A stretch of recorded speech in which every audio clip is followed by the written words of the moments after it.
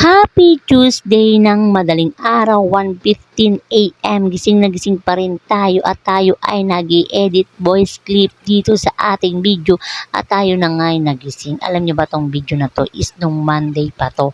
Eto na, hindi ko na nga patatagal din at ito yung voice clip ko na kasi nga wala tayong cellphone na ginagamit. Nakikigamit lang tayo ng cellphone ng ating asawa.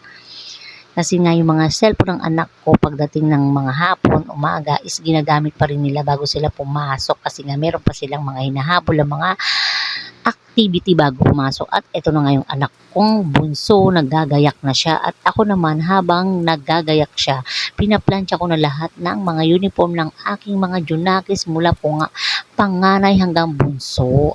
At ayang anak ko na yan ha, tignan nyo yung mamayang gagawin niya. Nag-aasikaso ng maaga yan mga 4 AM kasi nga babalik ng tulog yan mamaya. At ito ba nga kainaya, I'm so proud. Hindi naman proud na proud kasi tignan nyo naman yung gagawin ng anak kong discard. Kagabi pa lang nagsasabi na siya sa akin na magbabaon siya ng kanin. Sabi ko nga, tignan natin kung magigising pa tayo na mas maaga. Eh hindi ko nga naalala na magbabaon nga siya. Hindi ako saing, nakalimutan ko. Tignan nyo yung gagawin niya, mga kainay. Ang galing-galing talaga ng anak ko. Pero kayang kasi talaga is talagang pagdating sa is majotak yung junakis ko na yan. Gagawa ng paraan para yung pera niya is hindi masyadong magastos. Ang dadalhin lang niyang pera is konti lang. Tapos magtatabi siya dyan sa may cabinet. Mamaya makikita niyo mga kainay. Ayan o, di ba? Sabi ko nga mukhang walang kanin. Sabi niya, mama, wala ng kanin. Pero tignan niyo ang ginawa niya ha. Hindi lang niya kinuha yung mga may tutong-tutong nasa ibabaw lang ang kinuha niya. Is talagang gusto niya magbaon kasi kagabi pa nga lang nagpe-prepare na yan. Tapos tignan niyo pa pati yung ulam niya ha, di ba? Yung ulam na yan is kuya niya ang nagluto niya, kaya naman ang ganyan ang kulay niyan. Medyo nasunog, skinless yan ulam namin nung gabi ng Monday. Talagang nagtabi siya talaga nga kasi gusto niyang magbaon. Pero tignan niyo yung anak ko, di ba? Siya yung gumawa ng paraan.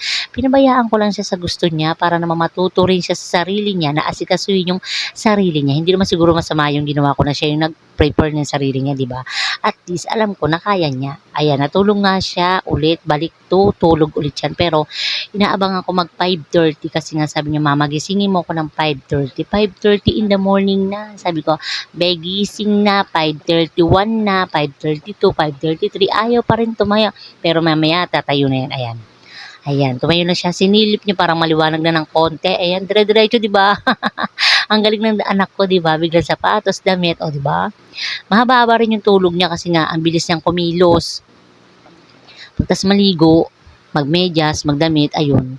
Ayan o, di ba? Ayan, yung pera niya, tinabi niya dyan. Hindi siya nagbaon ng malaking pera. Ayan, binuksan niya na ang pintuan at papasok na bye-bye. Junakis, bunso, at itong si Inay, back to sleep tayo again kasi naman maaga pa at mahaba pang oras yung susunod ng mga Junao, di ba? Sleep well.